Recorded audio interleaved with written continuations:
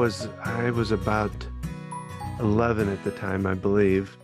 It was my mom and dad's 25th anniversary, and they were going to have a big party. In fact, we did have one. They had a band and everything. It was like a big thing for them. And my brothers and sisters decided, as a gift to them, to surprise them with a trip uh, to Colorado. I mean, it's not like going to Paris or something, but it was what they could afford. But they put together, had hotels set up and gave them some cash to be able to spend while they're there and all that kind of stuff. But they excluded me because I think I was younger than that. I think I was more like 9 or 10 at the time. And the day they surprised my parents with it was when I found out about it. And it really hurt my feelings. I actually stormed out of the room. When I sat on the front porch crying my eyes out because they had left me out of this whole thing. And I loved giving gifts and having surprises and stuff like that.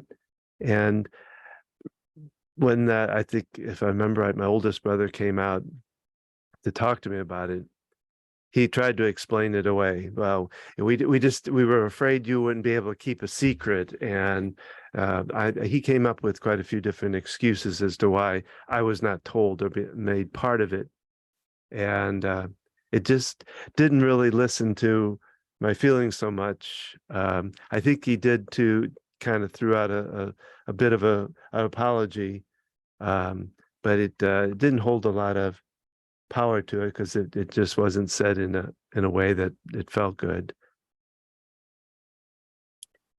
Hello, it's Gina And Don with Focused Healthy Family. This is podcast number 59. And today we're going to talk about feelings. And listening to feelings. But before we get into that, as well as the follow-up to our scenario, we'd like to hear a word from our sponsor.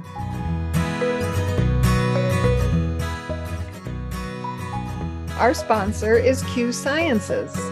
I've been a representative for Q Sciences for over a year. I found this company through a friend and did some research and reading about these products. And I really liked what I found when I learned about them. The research and time that they've put into the quality of these products to be better absorbed into the body. Things like the vitamin D spray. Our youngest was on a capsule vitamin D, and yet vitamin D levels remained the same with follow-up checkups. And with the spray, it increased. Pretty strong. Almost double. Yeah. And I mean, we're talking her levels were maybe 20, and I want to say they went up to 47 or something around that range. And the sleep spray is another great one. It's got melatonin, 5-HTP, and I believe another herbal supplement in there. And because it's a spray, you spray it on your tongue, it gets absorbed more quickly into your body to be more effective to help you in the moment. We're using the B12 spray. We've used the vitamin C spray. They have a Q Max product, which is a multivitamin. And they also have the CBD, different, a variety of different. It's full spectrum hemp oils. Yes. They even have a THC-free version. It comes in different flavors. There is a mushroom. Oh yeah. Armor. It's called Q Armor. It's a powder, and I get the chai flavor. Put it in my chai tea for a double chai drink.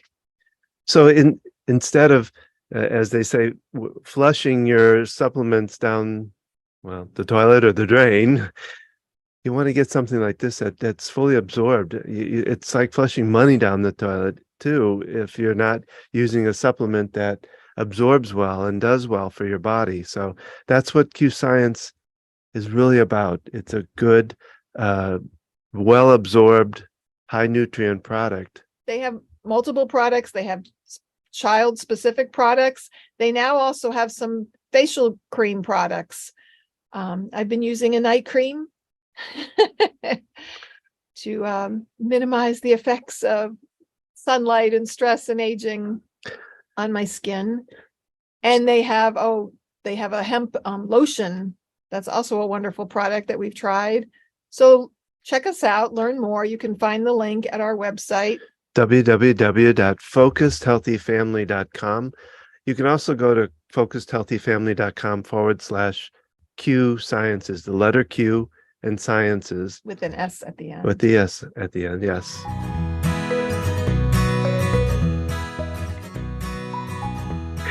And we are back. We're talking about feelings. Yes, like that. It was interesting too. That add to that little story I gave there. My mom and dad went on this trip to Colorado, and another surprise they did for him was. Now, my mom and dad were not heavy drinkers or anything, but they did like to have what they used to call highballs. I don't know if they still call them that, but it was usually bourbon and like 7-Up or something like that. So to surprise them, they bought a really nice bottle of bourbon. I can't remember, probably whatever the favorite brand was. And I know, because it was the type that comes in a velvet, blue velvet, real nice little pouch kind of thing.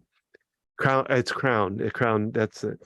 And so, not telling them, after my mom had packed everything and dad packed everything, they opened up one of the suitcases and stuffed it inside for them to find when they got to their hotel.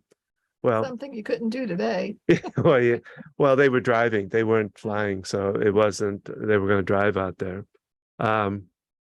So what they didn't think about was they were going to Colorado, and they decided, and they didn't even go to the hotel first. They decided to go up to Pikes Peak, which is one of the highest elevations, I think, in Colorado. And so, of course, there the air gets a bit thinner. And when they got back down and got to the hotel and opened up their suitcase, they found that the whiskey bottle had exploded in their suitcase. And not only just getting whiskey all over, but the blue of the little sack or whatever bled all over their clothes.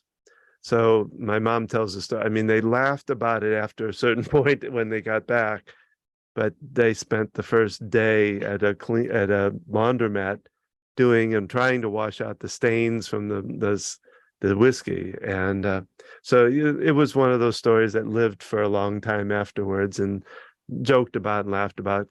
They still enjoyed their vacation, but anyway, so it was a little fun part of the story.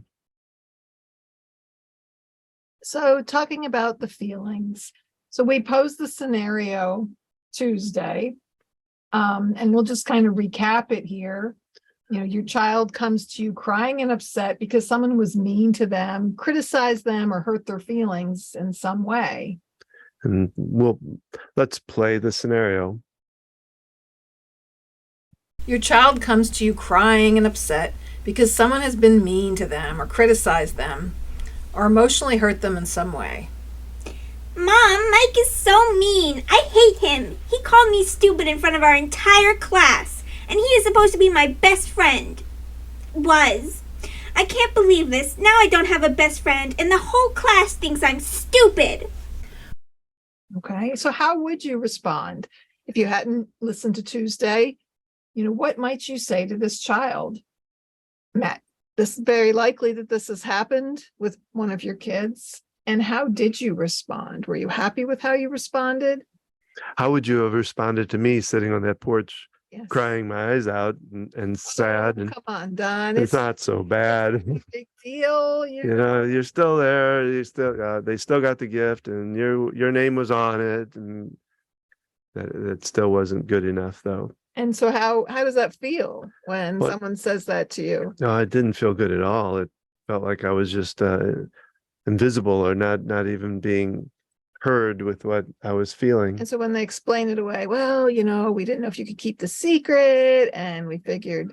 It would just actually made me mad, that they didn't think enough of me to want me to be part of this, and that they even just didn't even, or they, it probably went through my mind that they didn't really even care that if I was part of it.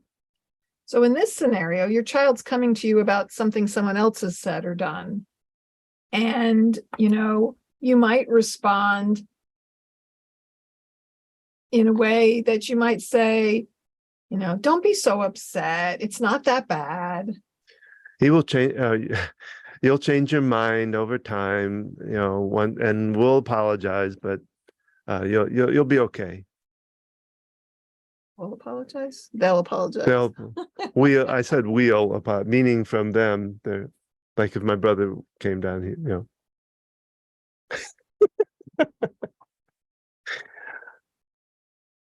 they'll apologize. We'll apologize. We'll all apologize. I guess I was trying to. I'll scream. You scream. We all scream. I scream. Scenario. You keep getting back to. You're still really upset. I'm still. Damn it. Prize for I'll get you back. 25th anniversary. That was I'll leave you out of our 25th. Well, we're past our 25th anniversary. that was probably 40 years ago, Don. No, I meant our. No, that their 25th anniversary. Oh yeah, it was. I'm trying to think. It was. No, It was 19. I think it was 70. I don't years remember. ago. It's 1971. I think 70 or 71. I believe. So back to the scenario that we presented before Don got lost in his story. I'm still there. I don't know what I'm going to These do. things can last. You know what? Well, I the think what scars from it. benefits you is tapping on it, even though Even though they left me out. they left me out. They didn't tell me about the surprise. They didn't trust me. They didn't think I was old enough. I'll show them. I was so mad.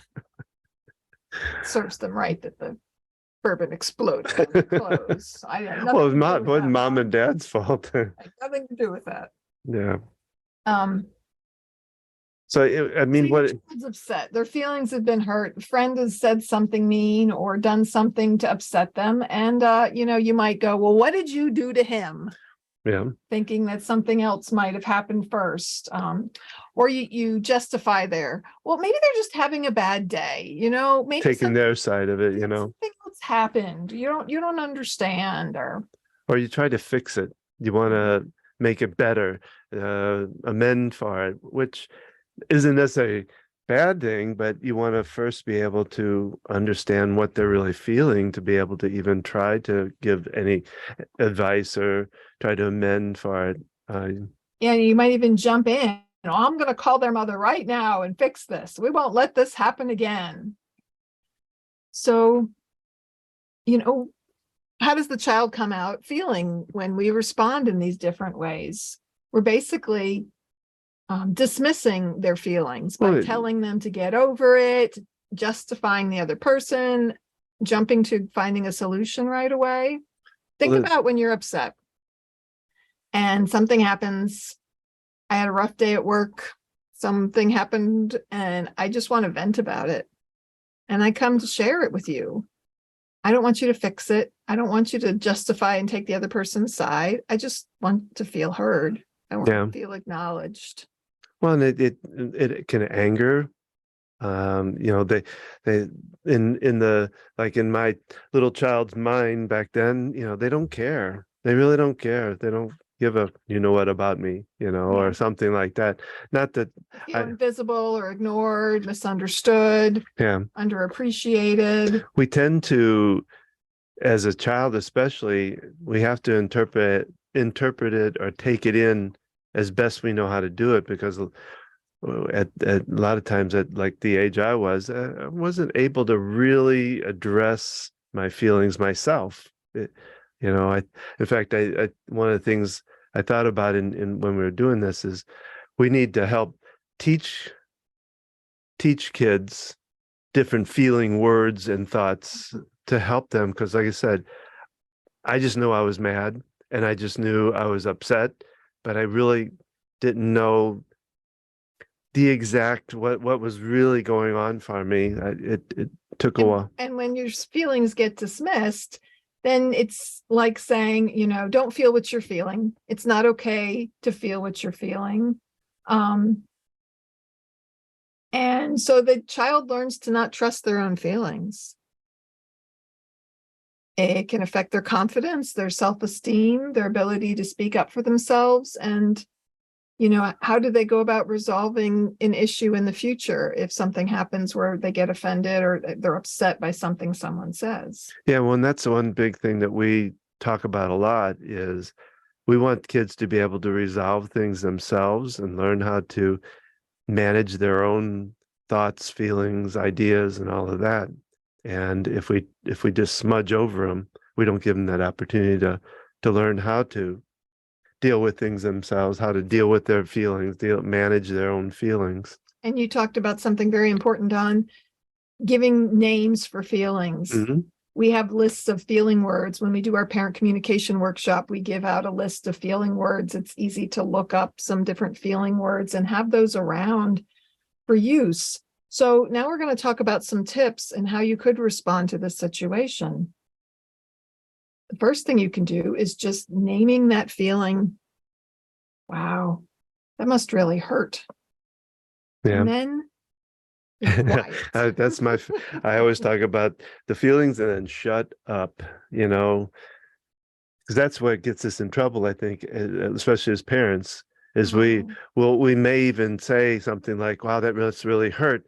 And then we just keep going and try to justify again all of them.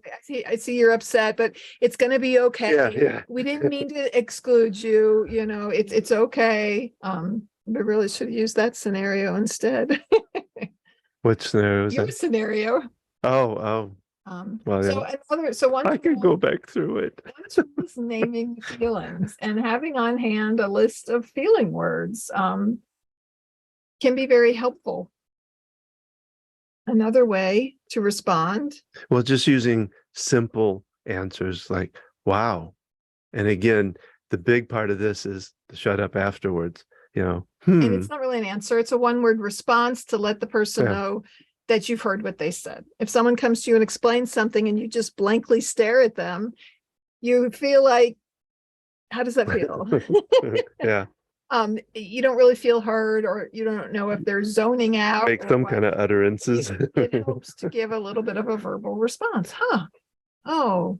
Well, and I experimented with that one after I kind of started getting the picture of that. You like we've talked about before, you kind of took on this whole idea of communication and feelings and all that very early in our kids' childhood. I was a little later in doing it, but once I did, I can remember with our youngest one, her coming downstairs one time, just really going to town about something one of her friends did on the internet. And I thought, I'm going to really, really do this, And I think the first thing I said is, wow, you're really upset. And then I just shut up. And she kept going. Now, she is a talker, so it doesn't take much for her to continue talking, but she continued to talk. And throughout the conversation, I think I did this 4 or 5 times. I would go, really? Wow. And she kept going.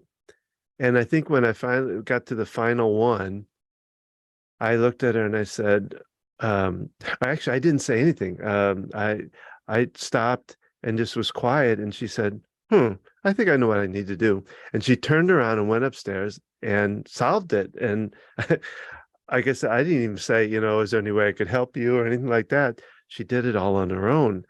I was kind of awestruck by it. It was like, wow, that works. So when we do this, when we respond, the child feels heard. They're able to express confidence in their feelings. They're able to release the anxiety around what they're feeling. And then just like you described, then they can learn to resolve the situation themselves. They just want to feel heard. They don't need you to fix it or solve it. Or jump in with your own story. Well, when I was a kid, and I got over it. And you know what I learned from that? Trying to teach them a lesson in all of it. So when we do this, it's not only helpful for the child, but it's helpful for us as the parent as well. It's an opportunity to practice really listening and not fixing it. Well, then it goes to our what we say a lot when we do workshops, by the way, based on a lot of these things we're talking about. These come from the book. How to Talk So Kids Will Listen and Listen So Kids Will Talk by Adele Faber and Elaine Maslish. Yeah, and one of the things when we're like promoting the workshop, and we tell the people coming to it, would you rather have a 15-minute conversation or an hour-long argument or battle?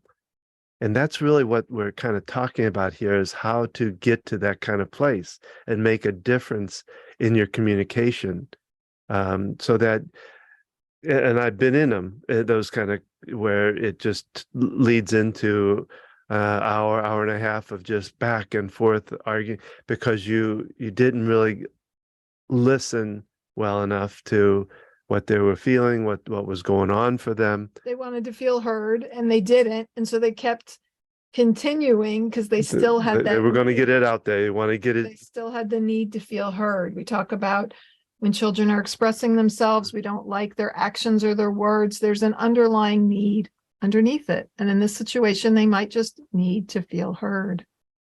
And really, this skill is so important. Any conversation we're going to have with our children, especially when they're coming to us with something, is talking about and acknowledging that feeling first. And, especially with young children, giving them a name for it. Oh, yeah, I imagine you might be angry, and they might correct you. And that's great. If they say, no, I'm not angry, I'm whatever they're feeling. Well, because then they're defining it for themselves and actually learning to name the feeling. Because I've just actually this morning with one of the clients I was working with talked about, I think we kind of grow up believing that we can really only show one or two emotions, and and we consider that strength. Anger is one of them because it looks like strength, and well, I always say, and happiness might be the other one, but don't go too far with that one. And my idea is we need to be able to manage all of our emotions for real, true strength, and this is part of it. Realizing our feelings, and then being able to define them, whether they're anger or sadness or frustration or our happiness. Being able to define that as a child can be difficult, and so it's good for us to help teach them through giving them the words that can help them, and allowing them to learn each of their feelings. And along those lines, if you are angry or upset or whatever you're feeling, in order to move past it, you've got to get through it first. Mm-hmm. So you've got to be in that for a little bit. You know what? I'm just angry right now. I don't want you to talk to me. I really just want to be alone. I just want to listen to my music. Taking that time for yourself to allow yourself to feel that. And to do it in an appropriate way. Mm-hmm. Be able to show anger by punching a pillow, or going outside and screaming, or stomping out in the yard or something like that, versus hurting somebody else or doing that. So you want to get anger out, you want to get all of them out, but do it in a way that's appropriate. I also talk about this client this morning started to cry. Her emotions came out.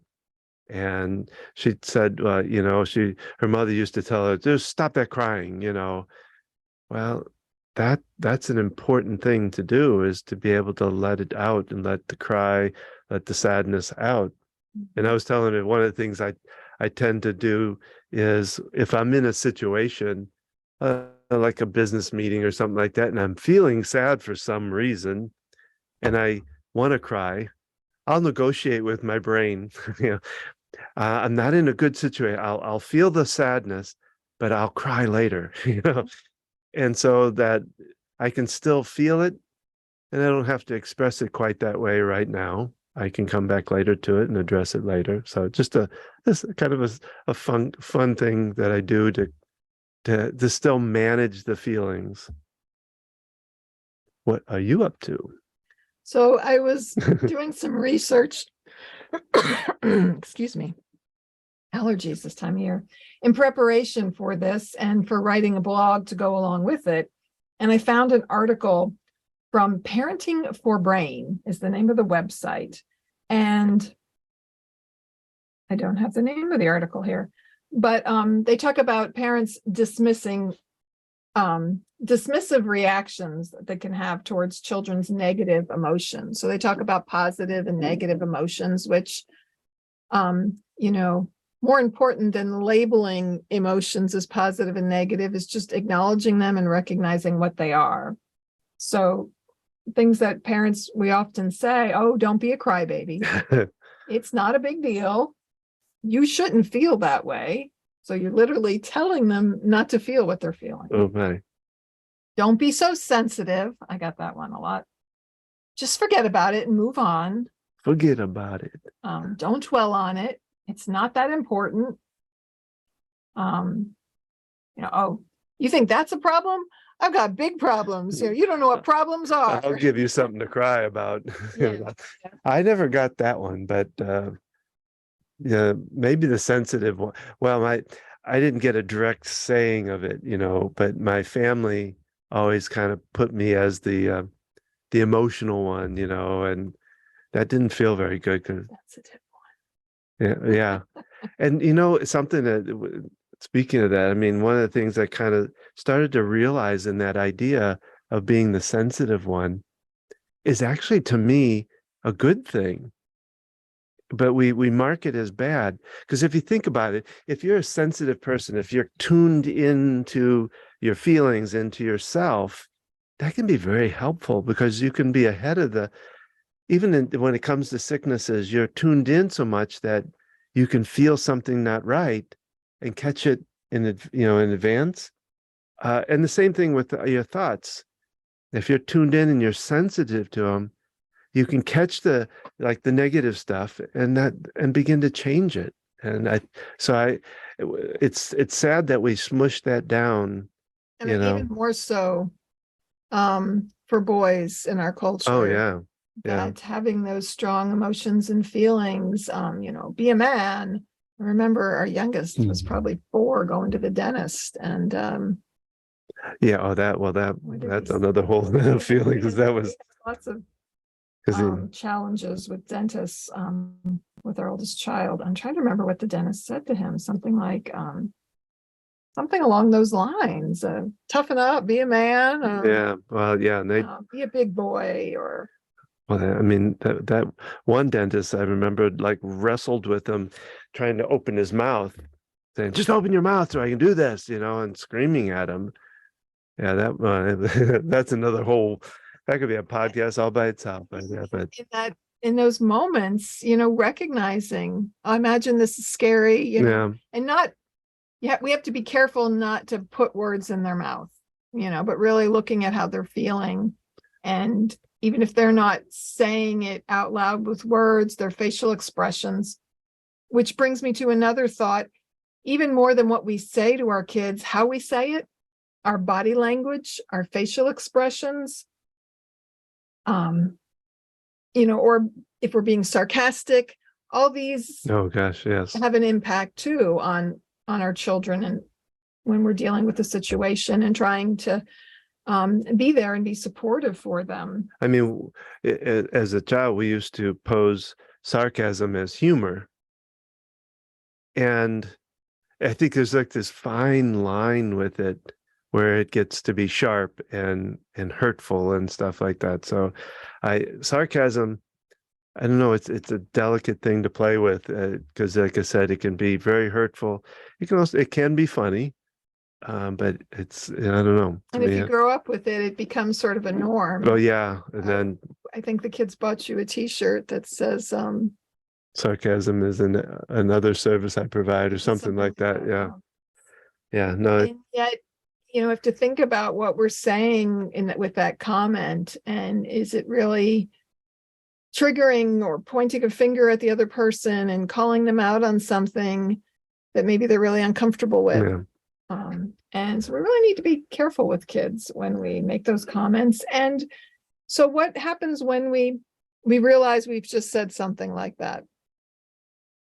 You know, we can stop in the moment, or if we realize after the fact, we can go back and say, hey, you know, you came to me, you were upset about your friend, and I don't think I listened very well. Can we do a do-over? You know? I just want you to know I'm gonna try better to listen when you're upset and just be here. And again, don't have to go on. You don't have to over explain yourself, make a parallel, describe your own story. You can keep it simple. Yeah. And just letting them know. And you can even say, if you come to me and want to tell me something and I forget, you can even remind me by saying, Mom, I just want you to listen. I just want you to hear my feelings. Well, and the, telling a similar story about yourself can have a place, but it really, you got to go through all the feelings and let them get it all out first. And at the end, you might say something like, well, there was a time when something like that happened to me. Would you want to hear it? But not until you've really let them vent. That, there's a time when that happened to me, and you can pause there. Yeah. And if they don't ask, you don't have to go into it. Yeah.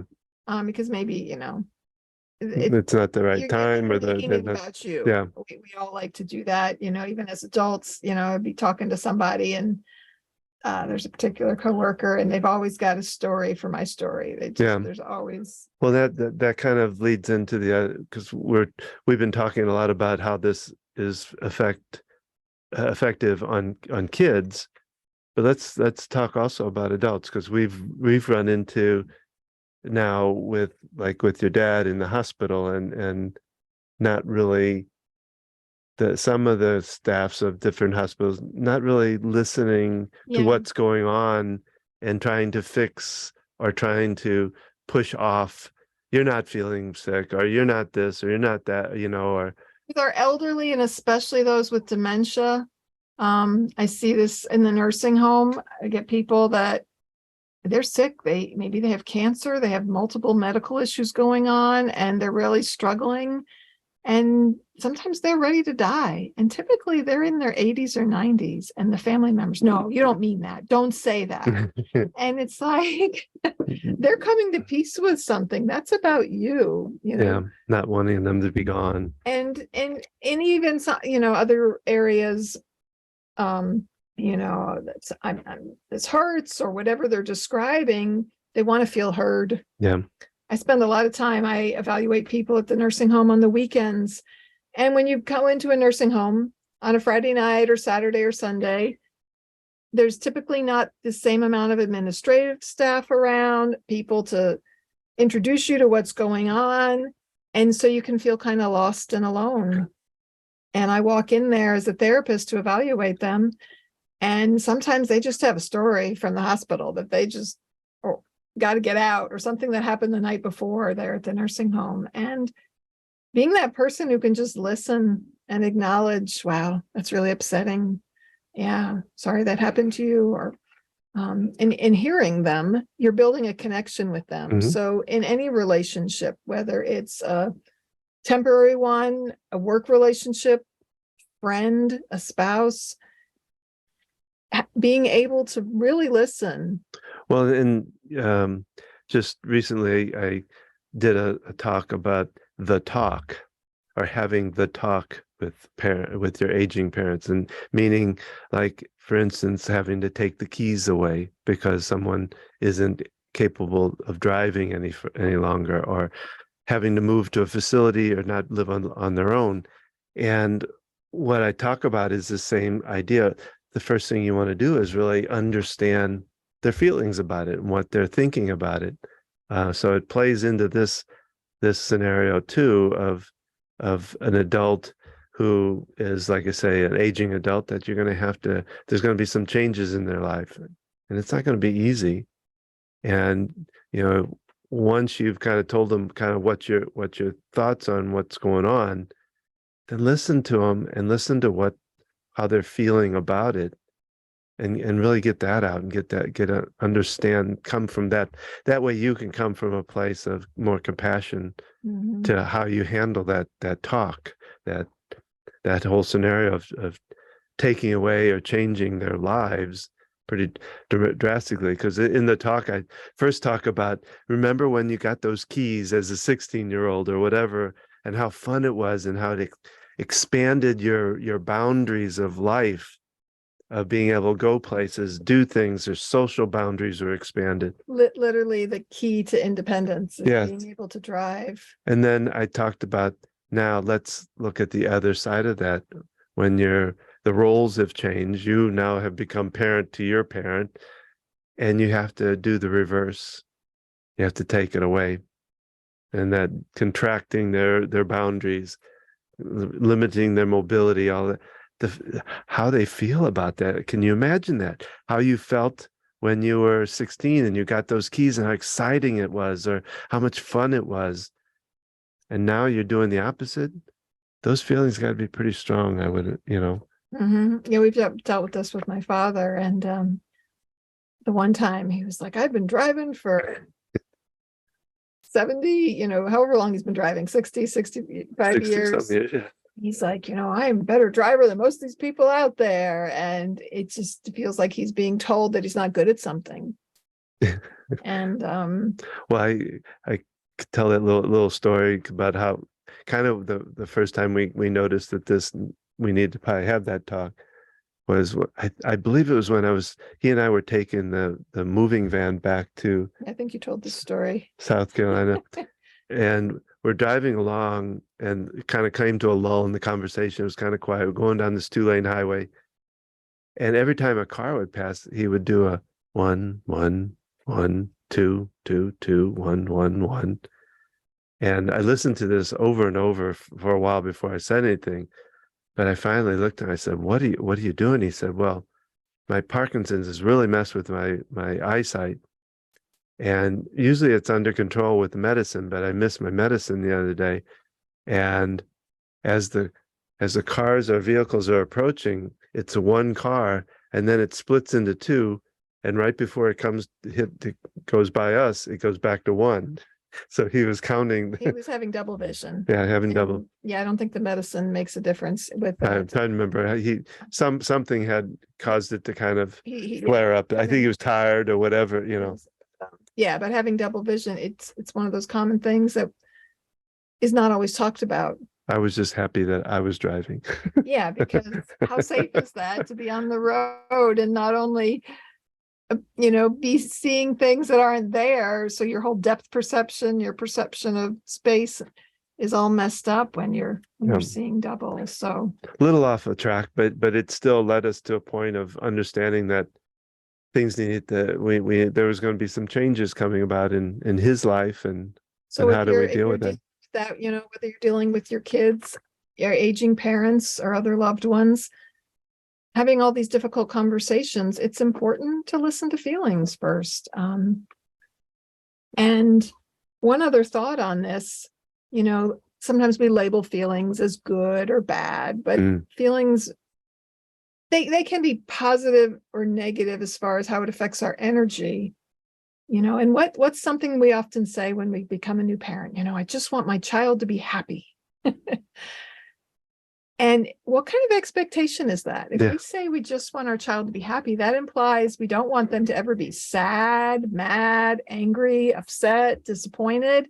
So what kind of message is that giving the child? Well, you think about it, it would, in the child's mind, they'd be going, well, I better not be sad, or I better not be mad or sad, because mom tells me I have to be Mom happy. only loves me when I'm happy. Yeah. Yeah. Or I'm a terrible child because I'm mad. The shoulds come out. I shouldn't be mad. I shouldn't.